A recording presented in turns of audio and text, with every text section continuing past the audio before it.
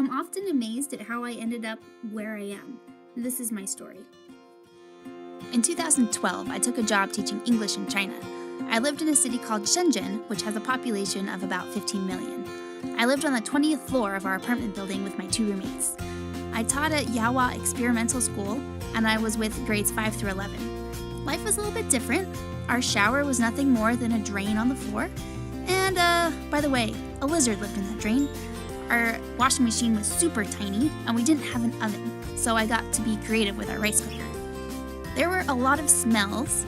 We lived by the trash sorting area and the fish market. I can't read Chinese, so buying things was really hard unless I had a picture, which was why I accidentally washed my clothes for the first 3 weeks with dish soap. Oops. The internet was blocked, so I had a VPN that didn't always work, and my computer crashed. Yay for fun times! But the kids were great, and I really enjoyed teaching them. I learned that kids are quirky, fun, and full of life, no matter where you are. After spending a year of my life in China, I came home and realized I did want to be a teacher full-time. This was what I feel I was meant to do. So I enrolled at Azusa Pacific University and started my credential. I accepted a job at Options for Youth in San Bernardino teaching biology. It was, again, way different from what I was used to, but it was what I needed. I did everything I could think of to make science come to life. I wanted my students to see that it was more than just words on a page. It was fun, it was messy, it was kind of gross. It was all of those things together. I was learning more about learning styles, and I wanted to include that in all my lessons. I wanted to make sure that everything that I did was reaching all of my students all of the time. It was really hard for me to see students who were unmotivated and just didn't care about school, and most of it was because their life was just so messy and dysfunctional. I took another job teaching earth science at Bonita High School. Many of my students were unmotivated to do their homework, to study for tests, or even to get good grades. I did some interviews exploring the idea of how you can succeed in school.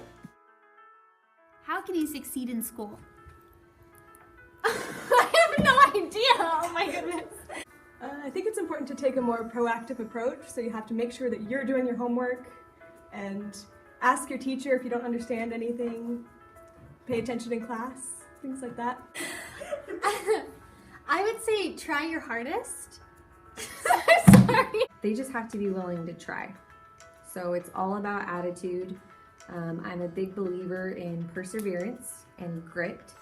From what I learned, student motivation seemed to be what made the difference between a student being successful and unsuccessful. I started implementing strategies into my class and lesson plans to help motivate the students who would otherwise be disinterested. I started rewarding students on the fan wall for good behavior and good academic achievements.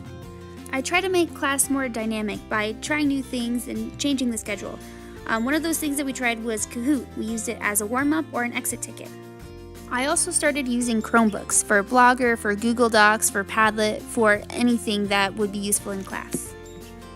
I also put a lot of focus on the relationships that I had with my students. I tried to talk to them before and after class, asked them about sports, asked them what was going on in their life so that I could be in tune with that. We also started exploring the idea of grit, and we watched a TED Talk by Angela D. Duckworth about how grit is really the determinant of success, and I really emphasize that it's not intelligence, it's when you work hard over a long period of time, you will be successful.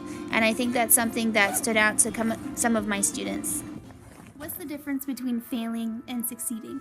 A lot of it has to do with whether you tried. If you did your best, you're not failing. You understand that it's okay to fail, but it's really what you do with those mistakes.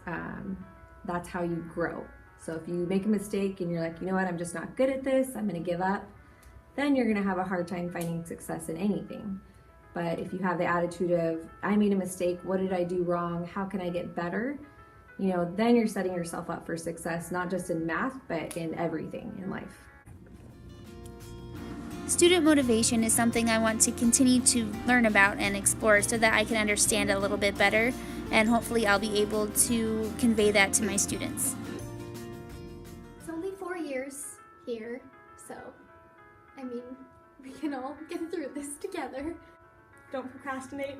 Keep going. You can do it. Get involved in school. And it will all be worth it in the end.